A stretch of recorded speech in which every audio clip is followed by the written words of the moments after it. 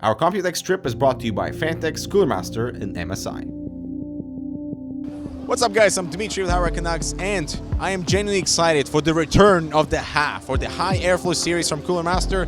This, my friends, is the H500P, a case that both looks amazing. I love this sort of metallic and glass look, although it's not metallic and glass, my friends. It's sandblasted plastic look with an acrylic side panel both at the front and the top.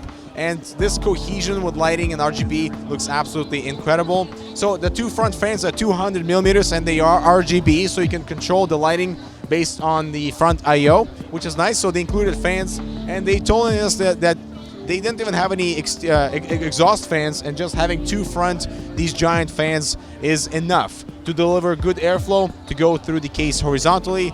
And yeah, that's a very good thing. That's what the High Airflow series is known for anyway. All right, so on the inside, it's very much a master case concept, and I like that they're going with a modular direction. So they have a simple, the same hard drive storage bracket at the back.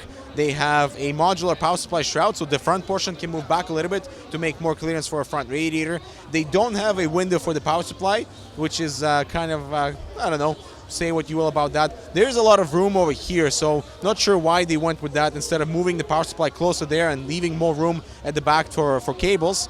But one cool thing is that this case will come with a vertical GPU bracket, which, by the way, if you notice at the back, does not interfere with any of the PCI components. So you can still have a vertical GPU bracket to show it off your GPU while still populating anything on the back there, as long as it's not much higher than the PCI slot itself. So if you have NVMe drives, it will be fine, and that's awesome.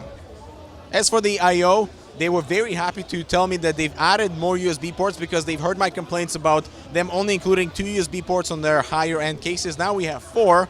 Plus, interesting thing about the power button is they've removed the Cooler Master logo and they just kept the shape. So maybe they're going for a little bit more of a recognition element so that people kind of get adjusted to that shape to be the Cooler Master shape or something.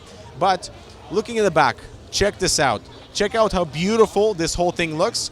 I don't even think I would put a side panel here because everything is kind of divided into sections. So we have a main cable cover here that covers everything that's on the side. We have a CPU backplate cover, which can be 3D printed. They provide templates. There are 2 SSD brackets here and the power supply area. And whoever did this build is amazing because everything here, it looks very clean. And yeah, you don't need a side panel on the back, which is here, by the way, with captive thumb screws, so that's nicely standard. But at the front, so this is something that I didn't cover yet, they have a tempered glass panel that simply goes on top like so, and they are using the same mounting mechanism so the glass kind of shifts and it hangs off this ledge without falling. And they're using the similar mounting method like on the 5T Turbo. But here, instead of having you need to use a key to lock it, you can simply use a little coin or something. So they've simplified that because people keep losing the damn keys. All right, so this being an airflow enclosure, so aside from the 200 millimeter fans here that you can swap for a 360 millimeter radiator, at the top we have the similar bracket as we see on the Cosmos. So that is a 360 millimeter radiator. It would fit here, no problem. It is a removable bracket, so that's nice if you want to install everything before inserting it into the case. And I just really love the return on what they're trying to approach here with the HAF series, or not really HAF series, but more like the high airflow direction. And I can't wait to get this in review. But there's one other super awesome case on the show floor. Let's go check it out now. So this, my friends, is the Cooler Master MasterBox Cube. I really appreciate for what Cooler Master is trying to do here because these 3 cases are the same frame. So this is the whole idea here, is they're trying to go for like more basic bare bones system where it's like just a micro ATX enclosure that has a lot of cool elements that allows it to be super modular. So if you come over here, this is slightly more higher end version that allows you to add handles that have metallic frame with sort of plastic housing on the outside. So they feel all right, but I'm hoping they will be able to improve them a little bit with this very tempered glass looking acrylic. So it is not tempered glass, it's just simple acrylic, which is then tinted. And then here, this is the exact same frame as the first one, but now they've added more elements here. So the handles are the same, but the acrylic portions are slightly more extended, allowing the case to actually sit on one of them and just you have basically 3 different unique enclosures with the same frame. And that's because, if you can see here, the perforation panels are what allows it to be so unique. So here, the perforation panel is on the front and on the bottom, allows you to mount fans pretty much anywhere on the surface, because we are told that the holes are precise, so that regardless of where you mount a fan, it will align with another hole somewhere else. And there's also the perforation in the bottom too. But when we move over to the more advanced stuff, the perforation now expands to an additional side panel. So we have 3 perforation sides, and allows you to basically maneuver whatever you want. You can install radiators, you can install fans on there. And then at the back, here, the same thing applies, which is 3 perforated panels, and allows you to have this very cool look.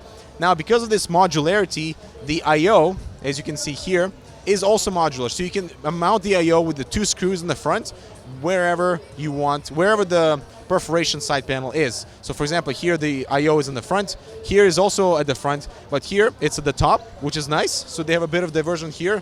And this isn't also tempered glass. It looks like tempered glass, but they're going for kind of like this premium look without the premium materials, because the price points $39.99, $69.99, and $89.99. So giving you a bit of a variety of where you want to go. Basic, slightly more advanced for Micro ATX, and a really cool look for the angular chassis. And as for the interior, because it's targeting the budget enclosure market, it's very basic. There's no power supply shroud, but it does support ATX power supplies and Micro ATX motherboards. You know, there's nothing here, there's no rubber grommets even. But if you come around over here, there's a lot of room for cable management, and it's got 2 places for SSDs and a single drive bracket for a hard drive that we are told maybe will be expanded to support SSDs also. That will give you plenty of storage capacity here. But because these panels, these exterior panels, are removed with simple clips, so you don't need to use screws, you can mount your drives anywhere in the perforation perimeter. And yeah, that's pretty cool, allowing you to be super modular. And I really like this MasterBox concept, because it's something different, and actually not a bad idea to have one single frame that can be converted into different types of enclosure.